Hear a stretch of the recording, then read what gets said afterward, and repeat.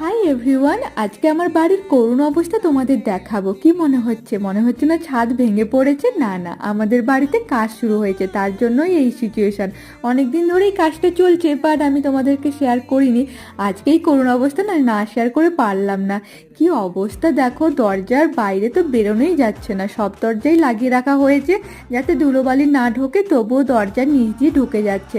সেটা তো আর আমরা আটকাতে পারবো না, তবুও যতটা সম্ভব আমরা আটকানোর চেষ্টা করছি। আর দেখো পুরো রুম ধুলো বালিয়ে ভর্তি। কবে যে আমরা আবার সে আগের জীবনে ফিরে আসবো সেটাই ভাবছি।